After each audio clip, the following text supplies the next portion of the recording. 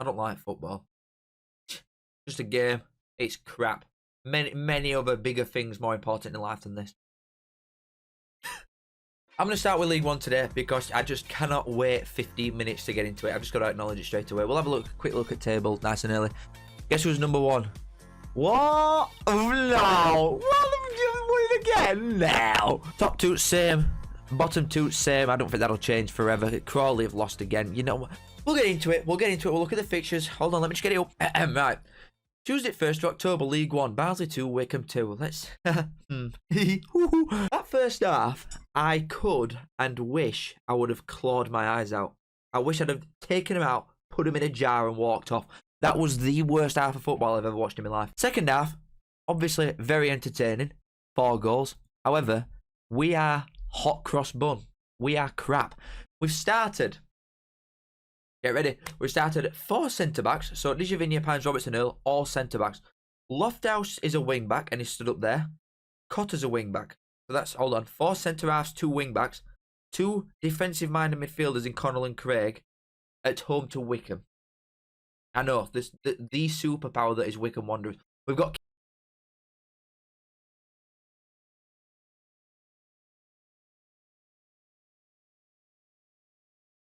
Right as well when he come on. He's actually got a bit of quality about him in final third. Shock. But Jallo and Humphries, very direct. Want to take a man on. Will have a shot. Start him? Maybe? He said, Wickham are obviously, they're a half decent side. Obviously, goals-wise, they're scoring for fun. They have scored so many goals this season. They've scored at least 2 in every league game so far. So, they're no mugs, obviously. And they are a half decent side. But when I look at the other teams in this league, just ignore number 1. You look at everything else, apart from Birmingham. Everyone's crap. Everyone's so bad. Like, if we would just... We've drawn at home to Wickham, Northampton and Stockport. Let's just move on. So we've drawn. Alright, Birmingham won, obviously. Let's get that up and now. Let's just talk about these again. Why not? Absolutely dominated start to finish. To be fair, I just feel we're supposed to be half decent for the first, like, 4.5 minutes. Because Birmingham do start quite slow. That is one thing I've noticed with them. But then after they've started slow, they just come and hit you over and over and over and over again. Bombardment for at least 80 minutes a game. It could and should have probably been more. Alfie May, even though he scored, he also somehow headed a ball off line that were already going in. I don't know how he's managed that one. And it's just different class across board. Huddersfield are obviously a good side. They do look quite weak, to be fair. But just... You can't get near these guys, man. You cannot get close to Birmingham. They've won 6 in a row. No, they haven't. They've won 7 in a row. They drew first game, so they've won 7 on bounce. They've got a game in hand already. Wait, hold on. Just give me a sec. Just give me a second minute. So, St Mansfield are to lose their game in hand. Right? Say people lose the games in hand, and Birmingham win theirs. We're looking at an 8-point gap after 9 games. God, this is sad. Right, moving on. Barnsley have drawn. Birmingham have won. Huddersfield has lost. That's 3 your bigger sides out of way nice and early. Blackpool, everybody keeps telling me to apologise for Steve Bruce. No. How's that? No. We're going to look at this. So Blackpool have been dominant, obviously. First half, especially. And then second half, Lincoln got a red card about here. Adam Jackson got a second yellow card in 70th minute. They then went and scored Blackpool, but couldn't see it out. Lincoln equalised at 95th minute. Some people could say you could blame manager for that one, but not me personally. Oh my God, they've had 20... Oh, that's first half, I'm going to say. But still, 27% possession. This is not a Steve Bruce side. I do think the breaking management has helped him, to be honest with you, because this is not the same stuff that I'm used to seeing him do. He has done well to start with at Blackpool, very well. And Lincoln are obviously no mugs at all. Where are they in league? They're 5th at minute. They've only lost 1 game, which was to Barnsley in second game of the season. They're obviously a very, very good team. They're scoring a lot of goals. Defensively, they're best in league, or one of them. They're very, very sound defensively. So it's a good point for Lincoln, to be fair, going away to Blackpool, who won 4 in a row, I think. But again, that is not a bad point for Blackpool. Yeah, you can look at it as if it's 3 points lost because you were 1-0 up, Lincoln went down to 10 men, and you could see in the 90th minute. So that is a lot to go against you all at once. But with the recent form that Blackpool are in, win, win, win, win, draw, against some decent sides in there as well, like Huddersfield, Charlton.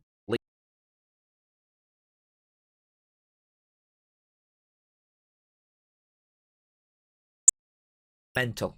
This is like two donkeys fighting in it. I can't say the actual word, but you know what I mean. Charlton have lost 3 on bounce now. Blackpool at home. I know Blackpool, I've just said Blackpool are a good side, which they are, but Blackpool at home. Stevenage away. To be fair, Stevenage are giant slayers apparently in this league at home. They're really good at home. And then Bristol Rovers away, who just lost 4 on bounce. Very, very strange stuff going on from Nathan Jones. And I said this early doors once they lost to Reading.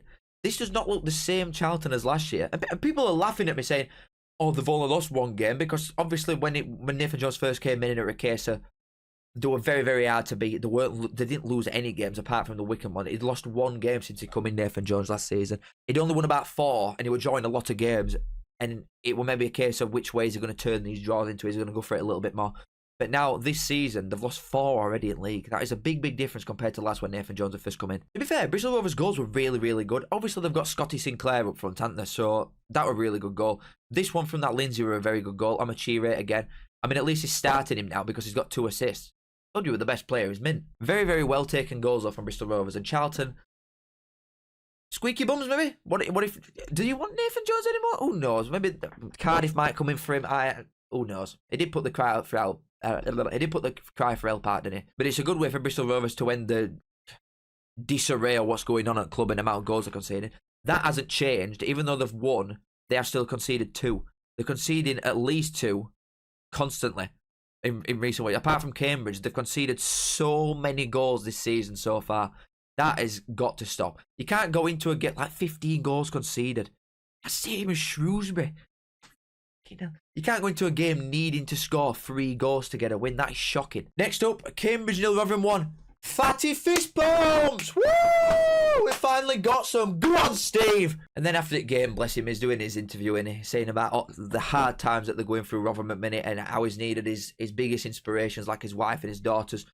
No mentions for Ben and Jerry though. But it is a good win. They've gone about 700 days of something absolutely ridiculous. It's like 2 years without an away win. So if you can't get one away at Cambridge, to be fair, you're absolutely lost, aren't you? But it's about time. It's a good win for Rotherham. They need to start propelling himself up a little bit now. Mansfield have won it again away at Crawley. Where are they in league again? Let me just get that up. The 3rd at minute. 4 wins on bounce since transfer window shut. They've been doing really, really good. And I'm going to say it again. Why I've gone against my own initiative thinking that Mansfield will go down, I don't know. Because to start with, I didn't think they would. I didn't think they did even when I said they would. I'm just saying it because I'm being like poisoned by little chatterboxes on the interwebs. They're so hard to beat. And that is the makings of a very good side. They're very, very hard to beat. And Crawley, we said it last time, didn't we? We said it on Monday when we were reviewing weekends games.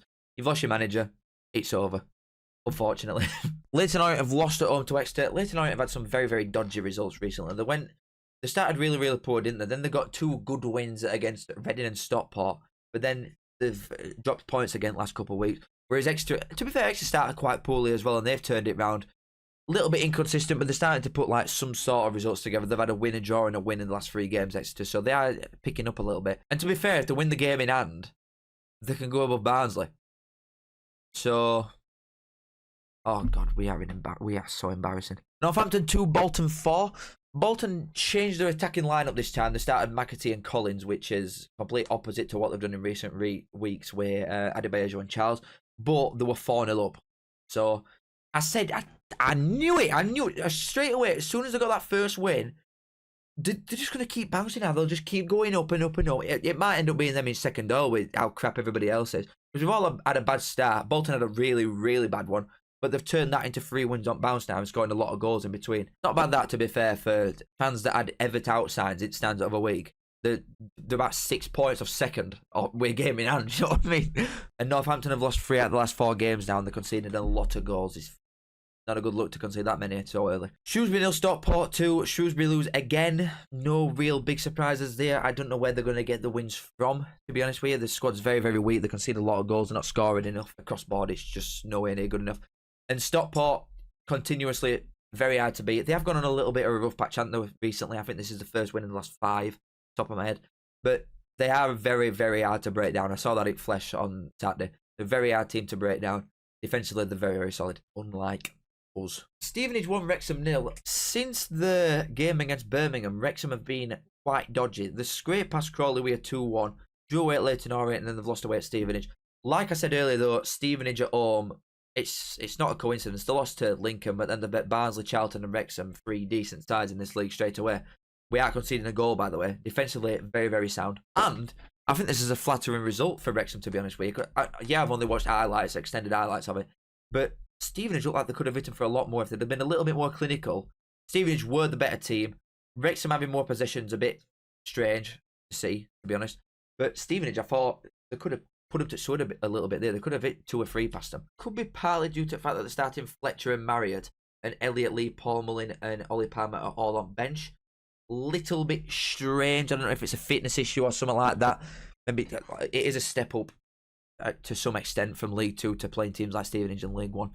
But you can't really afford to take a lot of your better players and put them on bench. And away from home, Wrexham have struggled quite a bit, to be fair. Like, obviously, Sheffield United's in Cup. I'm not bothered about that one. They got a point away at Bolton, but Bolton were much the better side, and they bet Peter would start with. But then in recent weeks, Birmingham lost, Leyton Orient draw, and Stevenage lost. Maybe teams are starting to figure them out a little bit, Wrexham. Wigan are beating Peterborough 3-0. That is a big game and a big result. To be fair, I did think it looked quite an even game. Like, obviously, I'm only looking at the stats again. I've not watched full 90 minutes of all these games, or I wouldn't even be able to film this. You know what I mean? But Wigan's goals were really, really well worked. Defensively, they're obviously very good. They've got Sam Tickle at net, still probably best keeper in the league. And Peterborough, it happens with the transfer winning that they've had. They've got rid of all the best players and replaced it with inexperienced kids. So I don't know what they're expecting, to be honest with you. But it did look an even games in terms of the chances that both were creating. But Wigan's goals were very, very well worked. And obviously, Wigan defensively, you look at them, no goal conceded in the last 5 games.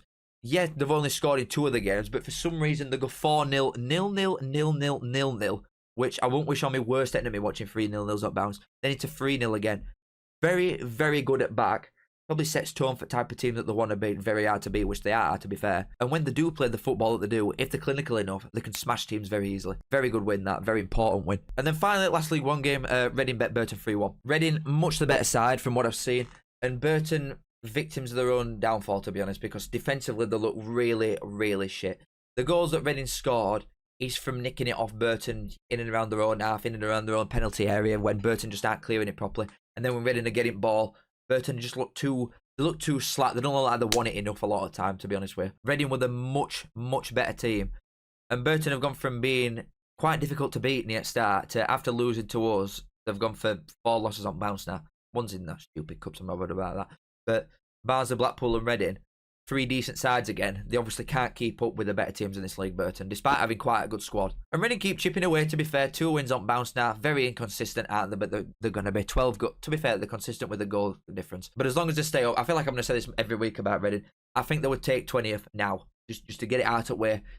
They're just treading water, aren't they, until the owner situation sorts out, because that tosser that they've got in charge of them is just running them into the ground. But with League 1 done, let's just have another look at this shit show. Cambridge, 1 point in 8 games. Crap. Shrewsbury, 4 points in 9 games. Arguably worse. Burton and Crawley, 3 losses each on bounce. There's starting to be some clear gap, I think, with the teams that are really going to be struggling. And this is where a lot of teams in mid-table that won't be there near end, you'd think, even though Rotherham are crap, they're not going to be 7 teams, you know what I mean? Peterborough won't be there, Huddersfield, Wigan, Charlton. That's a great set of teams. Rotherham, Peterborough, Huddersfield, Wigan, Charlton, Reading, Bolton from 11 to 17. What's going on? Anyway, Bolton 3 wins up bounce now. They're probably picking up. Exeter picking up as well. Stevenage very hard to beat at home. Wigan scoring a lot of goals. Barnsley, if we play some wingers and want to be direct for once in this shit-ass league, then we'll go up. But if not, then we might as well just take our slippers off and sit here for the rest of his life. Blackpool, Lincoln unbeaten in 5 each. Stockport finally get the win again. Mansfield 4 on bounce. Very, very good. And Wrexham are dropping points now. If anybody else were half decent in this league that have took the position, maybe, to be fair, they might do back-to-back just based on the fact that everybody else is crap. Apart from Birmingham, who've, after the first draw with Reading, they have won 7 games in a row. They've scored 17 goals. They want to get a grip. Now that's out of the way, let's get into Championship. We've got Burnley 1, Plymouth 0. Plymouth, after getting that really good win at home to Luton, when they looked the better side, to be honest, against a side that's just come down for Premier League, you can't really get much of an harder fixture than Burnley away straight afterwards. And they have lost 1-0, obviously, and stats are going to be heavily against them because of the super team that Burnley have got. Koleosho in this league's a joke. Brownhill's got a lot of experience now. Defensively, very, very good Burnley. I don't think this is the worst result ever, going here and keeping your goal difference down. as daft as that sounds. Because they smashed Cardiff 5-0 in the first home game. The only point they've dropped so far at home is against Blackburn, but that's a big derby anyway. And Burnley smashed Blackburn in that game as well, to be fair. So it's not a place where many teams are going to go and get points in general. I won't look into this too much, Plymouth. I think you've looked really good in the last couple of weeks. I think they'll be sound now. Moving on. Cardiff have got the first win and the first clean sheet. Of course it's against Millwall. That was always going to happen. I can't believe, as a gambling man, a very unsuccessful one, that I did not see this coming. This just screamed Millwall to lose this game. Very, very inconsistent. But if we get league table up, yeah, Millwall, I mean, they're on 8. Oh, shit. In fact, there's a few teams on 8 points, aren't there? There's a few, like, in this sort of clump of teams around here. And Cardiff have got the win, but they're still 4 points off getting out. They need to get some going now, some serious results. Otherwise, you are going to be cut adrift very fast. Next, Coventry 3, Blackburn 0. I didn't warn you before this game. I'm quite sure Blackburn were third before this. They were third in league. Coventry are obviously still all the way down here in pits. And it's a good job they won this game, or they'd have been in bottom 3. That wouldn't have been a good look. And it's another clean sheet. But, well, it's their only clean sheet so far this season, actually, have been Kitchen and Thomas. It's played Kitchen and Thomas, and they've kept another one. As long as Matt Robbins don't go next week and start Binks, Stinkle Flinks and Stinkle Dinks instead, then they might start putting a run of games together. Hadji Wright again, very well taken goal. To be fair, Coventry's goals were good. That Bidwell header were really good as well. But defensively, Blackburn looked to be a bit shabby there. They said they were third in league at time, and John Eustace's manager, very, you know what I mean?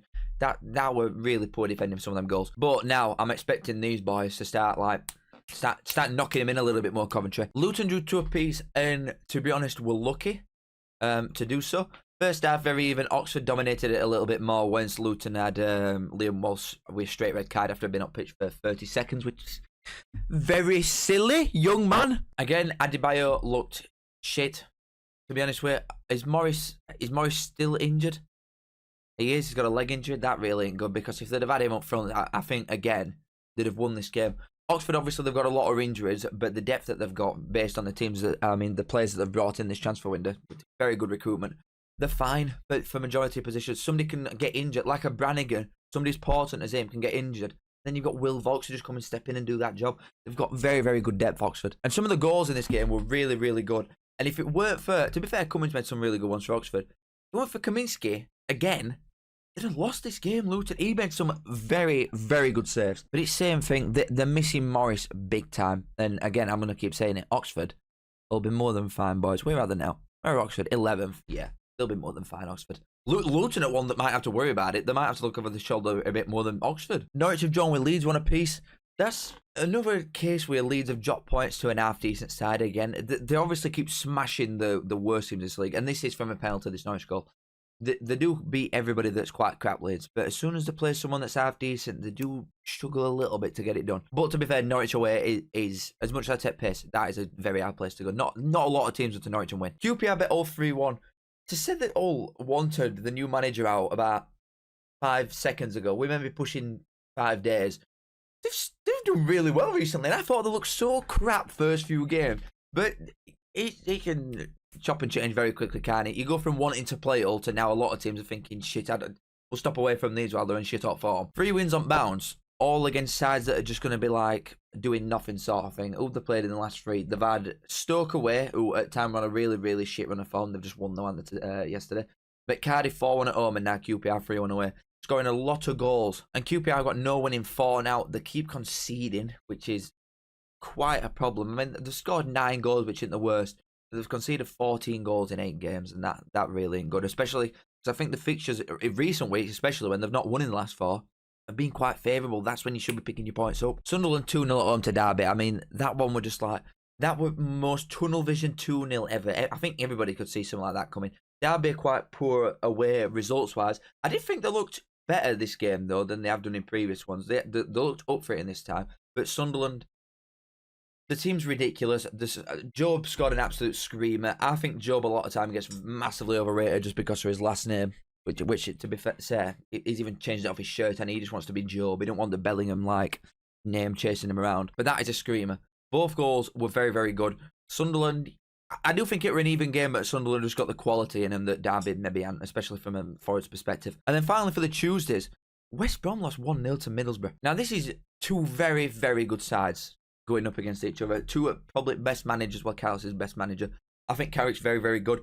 Defensively, brilliant. Both of them, to be fair. So we're always going to be a low-scoring game, especially at West Brom. But even in this game, Middlesbrough still got the stats with him. They still looked the better side massively. And I know, like, I'm obviously watching the highlights, aren't I? Like I continuously keep saying, just to get my point across in case you haven't heard me before. I only watch the highlights of these games. But Middlesbrough looked the better side. Definitely. Aiden Hackney were absolutely everywhere. I'm not just saying this because he got a goal, but he is so good. He's everywhere all the time. English as well, I guess. But they looked very, very good, Middlesbrough, from the bits that I watched. West Brom, 2 losses in a row. I won't be going panic stations just yet, though, if I were a West Brom fan. Like, yeah, you've lost 2 games on bounce, but you're still very, very hard to beat, which is the main thing. Even though you have lost 2 games in a row, you're not going to lose many. I don't think you're going to concede many goals. You're losing 1-0 at home to Middlesbrough. Yeah, it's bad on surface, isn't it? But Middlesbrough are a very, very good side. And results like this have been coming from. They're going to get a lot more of stuff like this. Both very good sides. Both probably will be playoff teams by the time it's done. On to Wednesdays. I know we're all seeing it, but don't worry, we'll get there. First up, we've got Preston 3, Watford 0. And the defending for these goals is shocking. Like, really, really bad from Watford. For a side that's got a lot of experience, you expect him to be defending much better than that. And after a really, really good start, Watford, been very inconsistent since, haven't they? Like, if we look at the league table, I think they're 7th now. 8th. God, I don't know anything. But a -1! The 8th. I don't know how they've managed that. But in the last 5 games, they've only won 1, and they were home to Sunderland of all places. They got the draw against Coventry at home. They have had some hard fixtures, to be fair, like Sheffield United, then Coventry, Norwich, Sunderland. Preston away were probably the easiest one a lot, and they've been smashed in it, which is often how it goes. But they're too inconsistent, really, to probably mount some sort of push. And Preston, I mean, they finally scored some goals, which is nice. They needed to put somebody to sword a little bit like that. They needed to hit somebody heavy. And it's just like, all goes down. Because teams are so... I know we're only 8 games in, aren't we? So you can't really... You can't look at it that much yet, can you? Apart from maybe like Cardiff and Portsmouth that have got a gap already. But like, all these sides down here, I just can't see going down.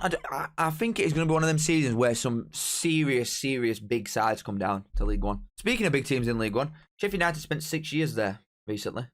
However, if they're going to get out of this league this time, it'll be through top, unfortunately. Because this were a crap game. I watched first 20 minutes of it, and then I was like, I would rather be shot dead than carry on watching this. So I've watched highlights afterwards.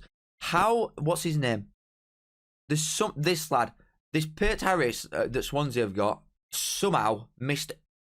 I don't know how. I just don't know how he's missed that, but he missed an absolute sitter, and the 6.1 doesn't even do it justice. He should have like -4 taken off his score for that miss alone. And to be fair, that own goal's even worse. I mean, it's a rate finish, don't get me wrong. Right back post, he just slotted it in on volley. I don't know why he's done that.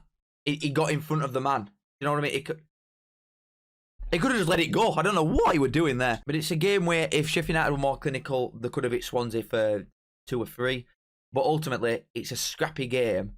And if you're really, really lacking in scoring goals, just make sure that you're defensively sound. And that is what Sheffield United have been doing recently. The last goal that they conceded were against us, were against Barnsley in Cup. Since then, 5 clean sheets in a row against Watford, Hull, Derby, Portsmouth and Swansea. Yeah, they're all like the lesser sides in the league. But 5 clean sheets on bounce when you're lacking for goals. You can't ask for much more than that. And it is giving me visions of when they went up 2 years ago. In fact, that they're not the best side ever. But they're just very, very hard to beat, which is important, especially at home. And Swansea, I mean, people were telling me I've got a Swansea agenda because I didn't speak about them after they won 2 games. Instead, draw against Bristol City when they were worst team, and a loss away at Sheffield United when they were worst team. Wow! Moving on. Bristol City 0, Sheff Wednesday 0. We're just going to ignore that one. Stoke 6, Portsmouth 1. God, this is not a good look for Portsmouth, is it? But so far this season, they've had Leeds, Luton, Middlesbrough, Sunderland, West Brom, Burnley, Sheffield United. Yeah, they've only got 3 points. They've not won a game. But the results are quite good. Like, taking 3 points out of them games, I won't be that bothered. Then, you play Stoke away, who have been shit, and get absolutely arseholed. I weren't worried about them before. I can't lie. And obviously, I'm not going to base my entire, like, thoughts on Portsmouth just based on one game and one thrashing, because it happens. Teams get battered, don't they? It happens.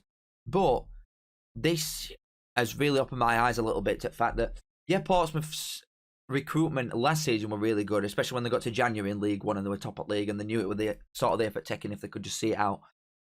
So they brought in very, very good League One players.